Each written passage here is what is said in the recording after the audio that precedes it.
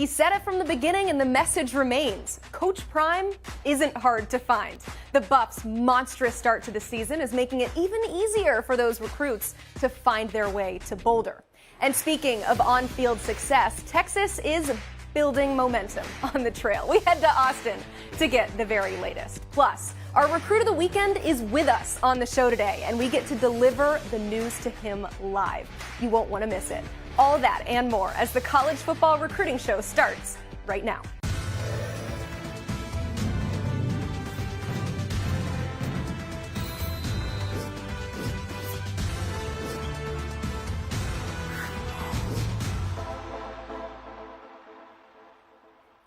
Alongside Blair Angulo, I am Emily Proud. Submit your questions in the chat. The only way you can see it, though, is by subscribing to the 24/7 Sports YouTube channel. Also, please like this video so we know that you're watching. Blair, you took in some football action this weekend. Saw Mater Dei and Bosco. Who stood out? For me, it was Brandon Baker, the five-star offensive tackle, #1 rated player in his position, plays a mean role there on the right side of Mater Dei's offense. He can really open some holes as a run blocker. He's great in pass protection. And then he released the top 5, so it's going to be interesting to see what he does here in the next couple weeks ahead of his commitment. Whew, all right, that's our first bit of news, but we got a lot more to hit. Let's go ahead and hit those headlines. A lot is happening in the world of recruiting, and the #1 player in the state of Virginia is officially spoken for. 4-star linebacker Chris Cole committed to Georgia yesterday right here on the 24/7 Sports YouTube channel. Blair, who did the defending champs just add to their #1 class? One of the most athletic linebackers in America. Chris Cole is a multi-sport star. He oozes potential and tremendous speed, and it's a great fit considering that Georgia knows a thing or two about producing fast defenders. Just a little bit, maybe, perhaps. This next squad is pretty good at that as well. Oklahoma added to the #8 class in the nation, landing 4-star defensive lineman Nigel Smith. The Texas native picked the Sooners over Ohio State, Penn State, Texas, and A&M. So what kind of player will Brent Venables now have to work with on D? An impact defensive lineman with a lot of traits. He has height and he has length. Our scouting department loves Nigel Smith's ability to fit in multiple defensive fronts. He's a powerful lineman, and his bull rush is what's going to earn him a lot of money one day. Certainly. This guy probably earning some money one day in the NFL as well. We got him as a 5-star, saying that we think he's going to go in the first round. That's Aiden Breland on the defensive line. He will take an unofficial to Georgia this weekend when the Dogs host South Carolina. Now, this is the second trip to Athens for the Mater Dei standout. So what does this tell you about where Georgia stands in the recruitment for the #1 player out of California? It tells us that the Bulldogs are serious contenders for Aiden Breland. Mater Dei plays in Baltimore this week, so it's convenient for him just to stay on the East Coast and see one of his top schools. But make no mistake about it, Georgia will get its chance to make an impression during a game day visit this weekend. Travel schedules for some of these high school players. Man, finally, the wins, they keep on coming for Miami. First, Texas A&M on the field, and then 4-star in-state athlete Waden Charles, the top 200 player committed to the Canes after watching his future squad in person on Saturday. How big a weekend was this for Mario Cristobal? A huge win on the field and a huge win off the field. You look at Waden Charles and say, okay, sure, he's a 2025, but the offer sheet is a great one, and this is the type of buzz that Miami likes to build on the recruiting trail. Got more on Miami in just a bit with Steve Wiltfong, but meanwhile, in East Lansing, Michigan State has suspended Mel Tucker without pay following allegations of sexual harassment made against the head coach. The original complaint was filed back in late December, but details of that allegation just emerged Saturday night in a report from USA Today. Now, in the meantime, defensive backs coach Harlan Barnett will serve as the acting head coach. Blair, Tucker's future very much in doubt. So looking at this from a recruiting perspective, how does this uncertainty create challenges for the Spartans as they build out the rest of this 24 class? Well, these next 3 months are not going to be easy for the Spartans as they make a charge towards the early signing period. Michigan State ranks number 14 among the future 18 Big Ten members in this current 2024 recruiting cycle, and there are only 2 4-stars committed for the Spartans right now in this group. And of that group that makes up the 13 commitments, One of them is A.J. Dennis, Andrew Dennis, a four-star offensive lineman from the state of Michigan, who just picked up an offer from Purdue a couple hours ago, Emily. So that's an indication of what some of these other programs are going to start to do. They will start to look at that class and say, and wonder who they might be able to start recruiting. And that's what Coach Barnett is going to have to battle in the next couple months, or whatever happens. Obviously, there's so much uncertainty. There's so many questions surrounding the future of that program, especially at the head coaching position. And so that allows other schools to come in and maybe wonder, and make these recruits wonder what could happen. But, right now, that's just a side effect of the circumstances and what Michigan State has to deal with on the recruiting perspective. Coach Jimmy Searfoss, 247 Sports. There's a lot of recruits in the building today. What does a win like this in front of these fans say to those who are kind of sitting on the fence? It says ain't hard to find. That's what it says. And the thing about it, you got to recruits analyze everything, because I analyzed stuff when I was a recruit. So they sitting out there seeing, understanding their position, saying to themselves, I could do that. I could play for them, and I could do that right now. And then the atmosphere on top of that, and you don't have to sell Boulder. Boulder sells itself. So we're not selling anything. We're not promising anything. We're just giving them an opportunity of a tremendous education and a tremendous opportunity to get to the next level, which is the NFL, if they come here and play for us. But it would be tough for me to turn this down if I were a recruit, especially if I'm the parent. Time now for the Wiltfong Whip Around with our Director of Recruiting, Steve Wiltfong. You heard him. He said it's going to be tough to turn down. And once again, Colorado is the talk of the college football world following a home opening win over Nebraska. And Steve, you talked to some targets who were in Boulder. How much of an impression did Saturday have on their recruitments? Massive, Emily. But first, I would imagine many of the folks that said Colorado wouldn't win 2 games under Coach Sanders and his first-year staff this year, they're now the ones saying Coach Sanders won't be in Boulder in 2 years. And when you're getting that kind of negative recruiting out there, it means that you have absolutely arrived. Some of the best prospects in America looking at Colorado right now. And if Deion Sanders and his staff can get the Bryce Underwoods and players of that caliber to play at Colorado, a place that is investing in winning, why would he have to leave Boulder? You heard him say it right there. Boulder sells itself. With night games coming up against Colorado State, a TBD kickoff against USC, we're going to see some of these best players in the country on campus. And he talked about this is a staff that can get you to the NFL. You got a terrific staff that he put together, and it's also an elite staff of recruiters. Deion Sanders, obviously the most charismatic guy in college football right now, but Charles Kelly, National Recruiter of the Year last year, is his defensive coordinator. Sean Lewis, very involved in recruiting. Tim Brewster is an elite recruiter. Sal Sinceri's won some battles. Nick Williams was one of the 2 or 3 top off-field recruiters during his time at Georgia and A&M. He's now on the field working at Colorado. And then a couple secret weapons for them, Corey Phillips and Darius Darden-Box, are really crushing it for them off the field. But they had some visitors. It was a 10 a.m. kickoff, but they were still able to get some big-timers on campus. You had top 247 athlete Cameron Michael, who was in Colorado for the spring game in Boulder back in April, and his teammate Amontre Bradford also made an official visit. And talking to people that spent time with them, talking to Cam Michael, I think Colorado did an unbelievable job with both families. I think that they are excited about the excitement around the program. Cam Michael talked about a sellout crowd, the fans rushing the field, and then certainly the trajectory of the program. They've won 2 games, the opportunity to play in NFL for coaches that have a track record of sending guys to the league. And then one more thing that Cam Michael pointed out that I think really stands out, Emily, is the celebrities that he got to meet on campus and the chance to build his brand around people like that.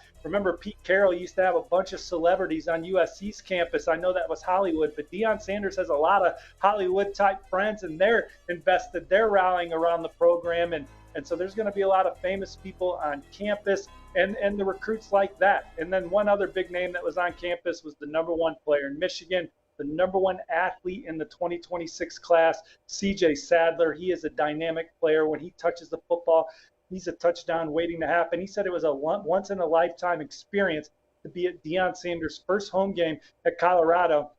He's looking to get back for the USC game. As we've talked about on past whip-arounds, Bryce Underwood, the #1 quarterback in the country, is going to be there. They play 7-on-7 together. They have that great connection during the offseason. And Colorado made a move with C.J. Sadler this weekend, one of the most exciting players in the country in the 2026 class. I love that you mentioned the negative recruiting against Deion. All I hear is it's just more fuel.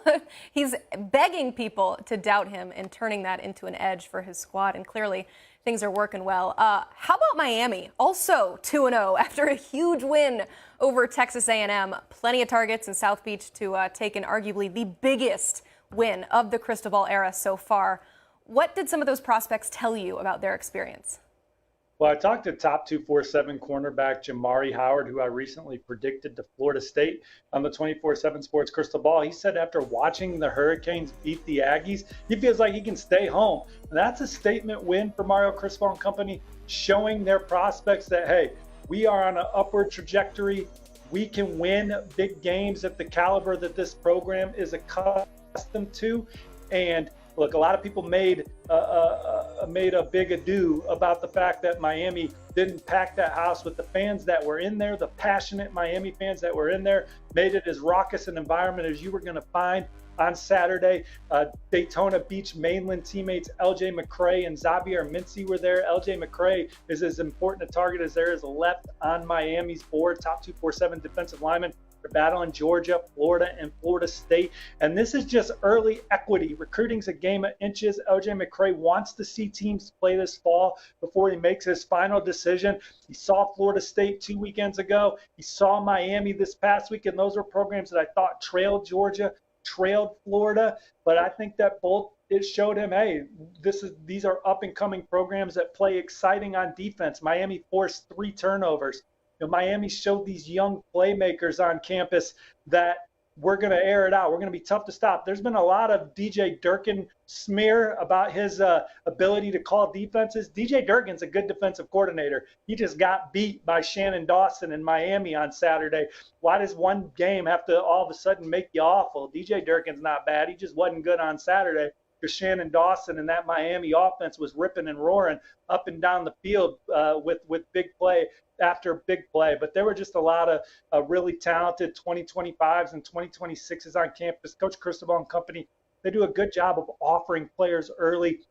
Got all those guys to campus, guys like Nashawn Montgomery, who is just a dynamic player, fun to watch. He's a receiver. He loved watching Miami air it out. Solomon Thomas, the offensive line is always going to be a point of emphasis for Mario Cristobal and company. They're in the thick of that one.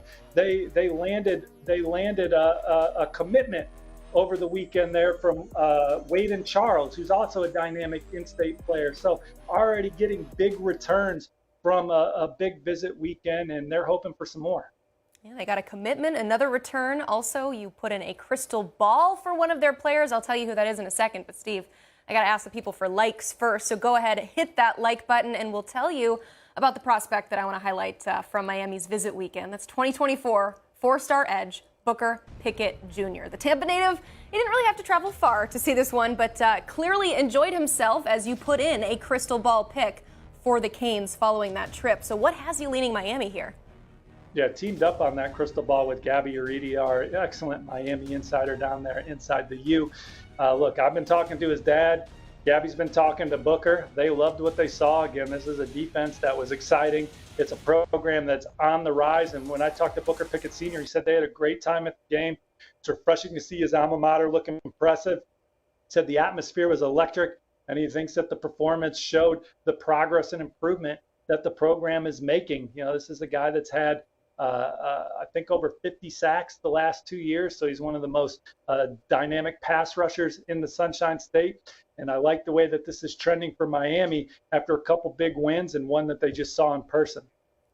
All right, we talked about 2 teams with huge momentum to start the season in Miami and Colorado, but let's throw out a third, Texas. It's hard to underscore the massive win they just notched in Tuscaloosa, but one of Texas's top targets, 5-star wide receiver Ryan Wingo, actually spoke to you about that impressive win. What did he tell you? Oh man, he said that Texas was slinging it around, and they certainly were. He sees Xavier Worthy and A.D. Mitchell and those guys eating big plays, Sanders, the tight end, and just the creativity that Coach Sarkisian has on offense and the way he schemes his players open, second to none in college football. I have a 24/7 Sports crystal ball on Ryan Wingo to Texas, logged that this summer as he was taking his official visits, and there's been times where I've thought, maybe I don't love that pick. Maybe I like Missouri here. And we're certainly not discounting the Missouri Tigers for Ryan Wingo. I think Texas has got some momentum there. I know there's people around Austin that feel great about their position. And Ryan Wingo is going to be back in Austin this weekend for a night game, his first college game of the season. And I just think that the way Texas has recruited quarterbacks, Sarkisian's offense, and the way that receivers can be electric within that scheme over the course of his career calling plays has Texas in excellent position for Ryan Wingo. Yeah, it makes it almost easier to recruit, too, when you can say, you see Worthy, you see Mitchell, that could be you. Let's move on from the college game. You took in some high school action over the weekend. IMG Academy visiting Ben Davis High School in Indianapolis. Now, IMG came away with the win 34-14, but one of the standouts in that game was four-star offensive lineman Jordan Seaton. He is currently uncommitted, but what's the latest with his recruitment? Well, he told me that Alabama is his current leader, reiterating what he said after he took his official visit to Tuscaloosa during the summer. He pointed to how Alabama has a great track record of developing IMG offensive linemen, pointing to guys like Evan Neal, and then certainly just the culture of that program and one that produces great players year in and year out. Alabama set the tone, and he's also really connected with Coach Wolford over there. But this is a recruitment that's already had some ebbs and flows. I liked Ohio State early on. I thought that there was a time where Georgia made a move.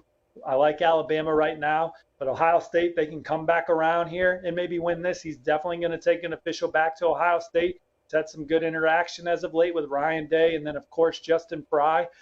Colorado's a program that he's got a keen eye on with the start that the Buffaloes have had. I wouldn't be surprised if he popped up in Boulder at some point before making a decision. I know he's excited about what Coach Sanders and company are doing. Oregon's another program that's making a late move. He's going to take an official visit out there. The only trip locked in right now, Emily, is Oklahoma at the end of September.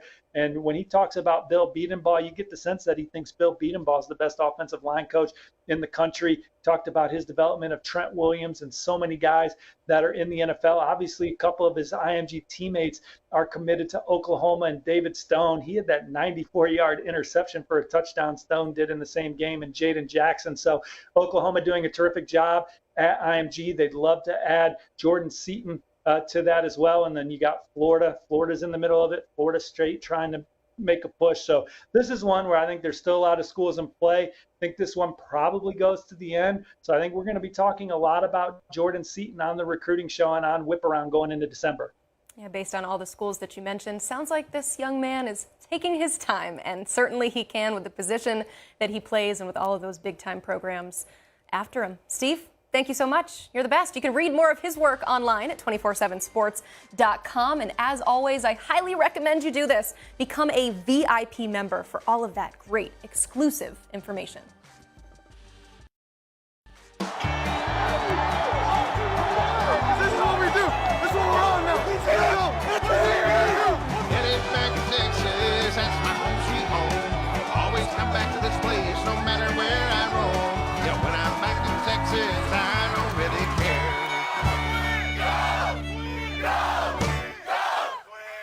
The win of the weekend, Texas topping Alabama in Tuscaloosa. There is undoubtedly recruiting fallout from the big win. So we bring in Hank South of Horns247 to talk all about it. Hank, you've communicated with high school coaches and recruits in the state following that massive win.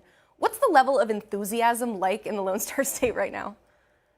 It's at an all-time high. You know, I look back to kind of 2005, the Rose Bowl Vince Young season, and it truly feels like it's up there. You know, there hasn't been this kind of win around the Texas program since that season. Obviously, the win over USC in the Rose Bowl for the national championship was the biggest, but you know, you look at that Ohio State win on the road back in 2005 that kind of propelled that push to that title. And so, you know, Austin is buzzing for good reason. This was, you know, one of the biggest wins in the regular season in recent memory for any team. And you know, Texas is trying to, you know, keep that momentum going both on the field and certainly on the recruiting trail. Hank, there are a couple recruits we want to hit on. Let's start with 2025 four-star quarterback and Texas commit KJ Lacey. He was at the game in Tuscaloosa, taking a game day visit to Alabama. The Crimson Tide were one of the schools that were left on the outside looking in when he announced his decision to commit to the Longhorns back in June. What did he say to you heading into that trip, and how should Texas fans feel about keeping him in the fold coming out of this visit? Yeah, I got to see him on Friday night, actually, before heading up to Tuscaloosa on Saturday morning. And you know, obviously he did KJ Lacey things on Friday night, lit up a really solid St. Paul's team for 3 touchdowns. But talking to him after the game, you know, this visit has been in the works since the day he committed. You know, we interviewed him in Austin the afternoon he committed, and, you know, he said he was still going to make that game. So it's not this, you know, surprise visit that just came out of the blue. You know, he is still talking to Alabama. He actually mentioned that he's talking to Colorado a little bit too. But it all comes back to Texas with KJ Lacey. He's really close with AJ Milwee, Steve Sarkisian. He loves the vision they have for him, and obviously, you know, beating Alabama with him in attendance helps as well. But I don't sense any wavering from KJ Lacey at this point. And, you know, Alabama's going to stay involved. You have to watch that. They're the in-state school. They have his teammate committed in Ryan Williams, so that's something to watch. But at the same time, you got to watch Texas too, in him trying to flip Ryan Williams to Austin.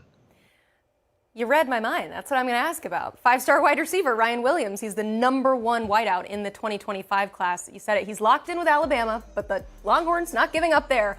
I mean, how much of an impact do you think that Saturday's result could have on his recruitment? I think I think it open his eyes a little bit more. You know, obviously we saw the big plays to Worthy, to Mitchell, to Sanders. You know, we saw Texas just slinging it. You have Arch Manning waiting in the wings, Malik Murphy as well. You have 2 very solid quarterbacks, and you have your teammate committed that, you know, he says they're a dynamic duo together, and they want to continue that at the next level. So, you know, if KJ Lacey stays committed to Texas, you got to think that, you know, Texas is going to be involved until the end for Ryan Williams. I don't get the sense he's wavering really from Alabama yet. You know, maybe if there's staff changes on, you know, wide receivers coach changes, or, you know, they drop a few more games, maybe something happens. He did say he wants to visit Austin, maybe for an official visit and an unofficial visit. So, you know, get him on campus, see what can happen. It's all about the relationships with Ryan Williams. He really likes the staff. He communicates with Chris Jackson, the wide receivers coach, at least once a week. So communication lines are open. That's about as much as you can ask for right now, and he's listening. And, you know, I think Auburn and Texas are both going to make Alabama have to work for it to keep him in their class. That's going to be a fascinating battle in the 2025 class. Let's go back to the 2024 class for a bit and discuss 3-star edge Danny Okoye. He announced the top 3 on Sunday of Texas, Oklahoma, and Tennessee. He also said he will be making his decision on September 20th, so that's about 9 days away. How do you feel about Texas's chances for the Oklahoma native? Yeah, I liked him a lot better back in the summer after his official visit to Austin. That was the only official visit he took in the summer. He's since taken a bunch of trips elsewhere. I know he's been to Tennessee, he's been to Oklahoma, and his top 3 obviously were those 3 schools. The one kind of, you know, factor I'm watching this weekend is if he does make it to Austin for an unofficial visit. He was talking about visiting for this Wyoming game. There's going to be a lot of buzz at DKR night game coming off the Alabama win. So, you know, if he gets down to the 40 acres for that, does that change anything? If not, I think Oklahoma's probably the trending team for him right now. They got him on campus for the last official visit. Obviously, they're the in-state school, and they've been recruiting at a high level as well. So I would pick Oklahoma. You know, here we are 9 days out. But, you know, if he does get to Texas this weekend, you know, we've seen momentum shift based off visits like that. Speaking of momentum, just looking big picture here, I'm going to say it, and I don't think it's controversial. This is the biggest win for Sark at Texas over a team they're about to see a whole lot more of when they join the SEC next season. So what kind of momentum, more specifically, could this win give Texas in this 2024 cycle? They got 17 commitments right now, still room to grow. Yeah, I think certainly we could see some immediate payoff. I know the segment prior to this, Steve talked about Ryan Wingo. He was the first one to crystal ball predict him to Texas back in the summer. He's going to be on campus this weekend. You know, could we see him move his commitment timeline up? He was talking about early signing day.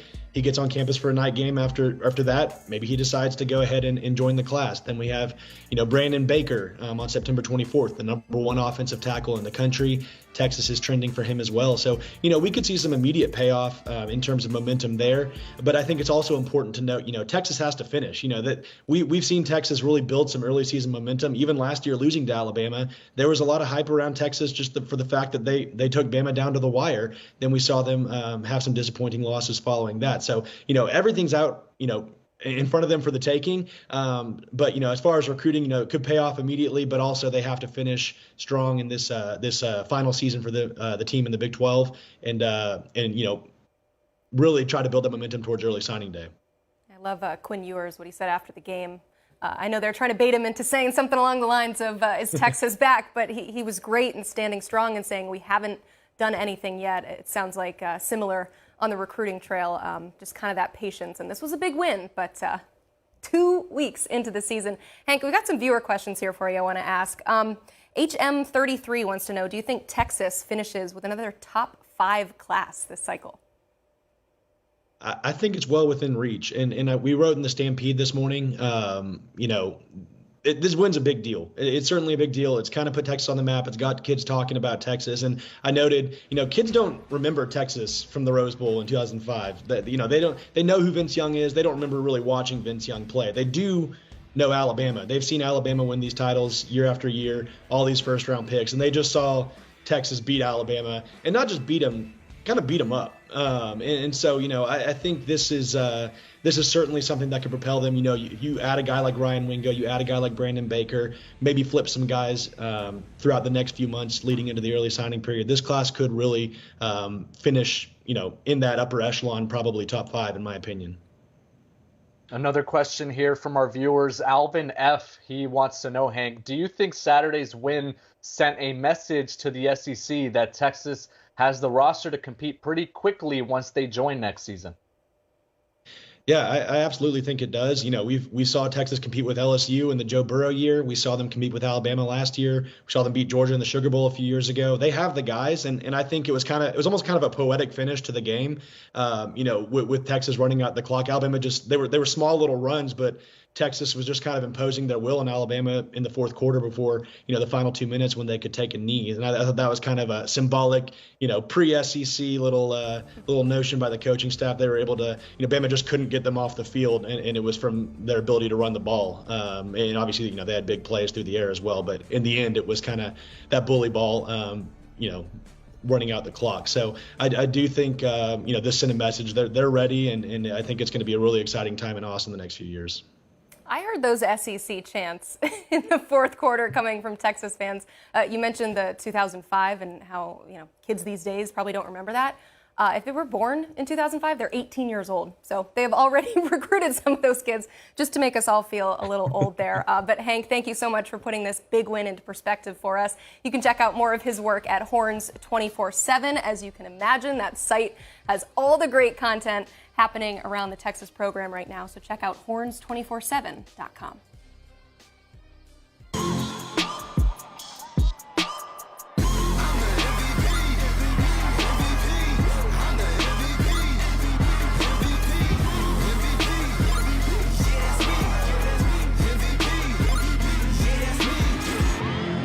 #1 in the nation for a reason.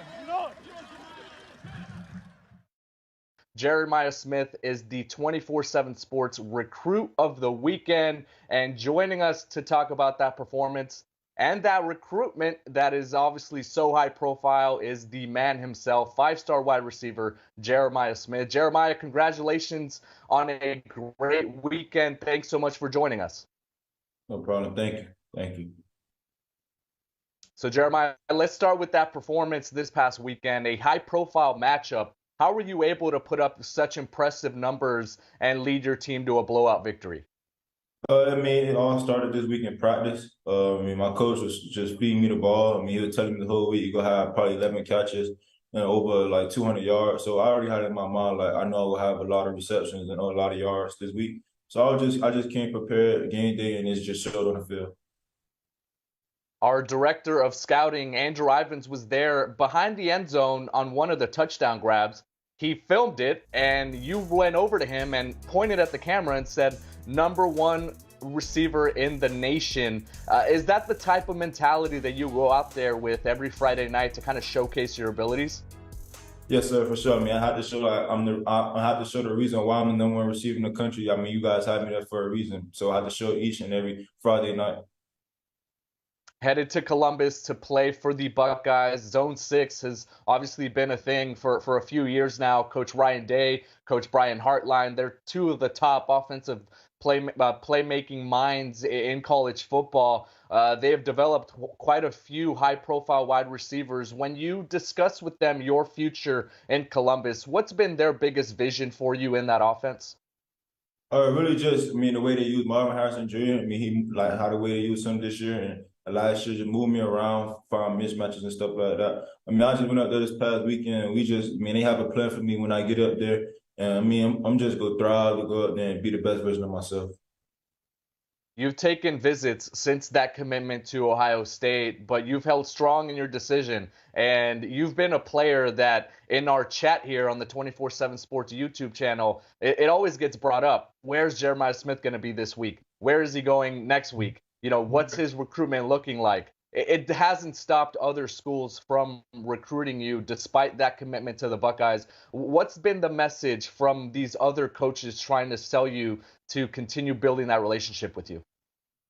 Really just, who really recruited me the most is the in-state schools, Florida, Miami, and Florida State. But they just telling me you don't have to go all the way up to Ohio, and you can just stay in Florida and continue your own legacy, build your own legacy and stuff like that. But just the messages, that's about it. It is a difficult balance, right? As a recruit that's committed, but you're still maintaining some of those relationships. What is it like for you to continue to speak to the Miamis, the Floridas, the Florida States, despite that strong commitment to the Buckeyes? I mean, just continue building that relationship with coaches. I mean, you never know when you might need them one day, so I don't ever want to burn a bridge with a coach because you never know what might happen in Ohio. Coaches might leave. I might end up probably transferring in the portal, might need a coach and stuff like that. So, I mean, I just want to build every relationship I can. They have 22 commitments right now, Ohio State, and you're one of them. And as we make a charge towards the early signing period, not only are you committed, but you're also recruiting other players to join you. Who are some guys that you've been identifying or guys that you've been targeting to play alongside you with that Scarlet and Black? I'm trying to get Brendan Baker. I mean, he's the top O-lineman in our class. I mean, that's the guy we need in our program, especially at the offensive line position. I mean, he'll definitely probably be a day one starter. He come in, work, and do what we have to do. So, yeah, Brendan Baker, that's the top guy that I'm really trying to get for sure. We brought up Coach Brian Hartline. We brought up Coach Ryan Day earlier, and they have developed a number of big-time wide receivers that have gone on to productive NFL careers. The Chris Olaves, Garrett Wilsons, Jackson Smith, and Jigbas. Right now, Marvin Harrison is being lauded as perhaps the best wide receiver in college football, and you are obviously next in line, right? You are expected as that #1 wide receiver right now in this 2024 class to potentially go to Columbus and make a huge impact. When you look at some of the past greats, is there one thing or a couple things that you look at them for in terms of what you might be able to accomplish when you get to college as well? Really just what I want to accomplish up there. I mean, just be the best version of myself each and every day when I go up there.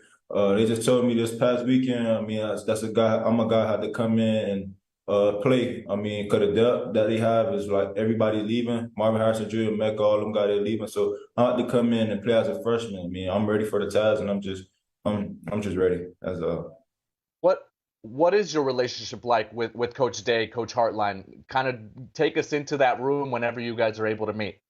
I mean, it's just all love. I love them. They love me. I mean, I'm just happy to be coached by them two guys, right? I mean, happy to be able to be coached by them two guys, Coach Hartline, Coach Day. I mean, they're some great coaches. I love them. Their family. I love their families. They love my family and everything. Man, I just love going out there. I love being coached by them guys. Can't wait. The connection between recruit and coach is obviously prominent, but from recruit to quarterback is also a big one. Air Noland was committed to Ohio State earlier this year. He went on to a big-time performance at the Elite 11 finals. What's it been like to start those conversations with the quarterback that's going to eventually be getting you the football on Saturdays? I mean, me and Ed, we have a great connection. I mean, we knew each other since we was like 11 years old. So I mean, just for the end up playing with each other in college, we definitely go do some numbers up there in Columbus. I mean, Eric he just another guy like me. We just humble, not big headed at all. We just want to go in and work and win a national championship. Jeremiah, we will get you out of here on this one. Ohio State fans are so excited to have you on the field in Columbus in a couple years. Moving forward, what's your message for them about the type of player that they're getting in Jeremiah Smith and what they might be able to expect once you suit up in those colors? The type of player again is a person player that again is a player that's gonna come in and just do what they have to do. I mean, humble, fast, physical, win one-on-one matchups, everything. I mean, yeah, that's all. He's already showing it on Friday night, 16 for 316 and 3 touchdowns this past weekend. Jeremiah, the recruit of the weekend here on 24/7 Sports. Thank you so much for joining us, Jeremiah. Thank you, no problem. To keep up with 5-star wide receiver Jeremiah Smith in the months leading up to the early signing period, make sure you stay locked in to bucknuts.com, the Ohio State site and the 24/7 Sports Network. All right, let's go from our top player to our top plays from the weekend. It's our Friday top 5, starting with number 5, Chaminade Madonna hosting Bergen Catholic out of New Jersey. 4-star Miami commit Zaquan Patterson. Watch this poor guy. Oh, just destroys the intended receiver. Blair, I hope he's okay. Look at the technique there from Zaquan. Eyes up and contact through with great timing. But I like to see. To number 4, to Texas we go. 4-star athlete Ja'Cory Watson under center for Shadow Creek.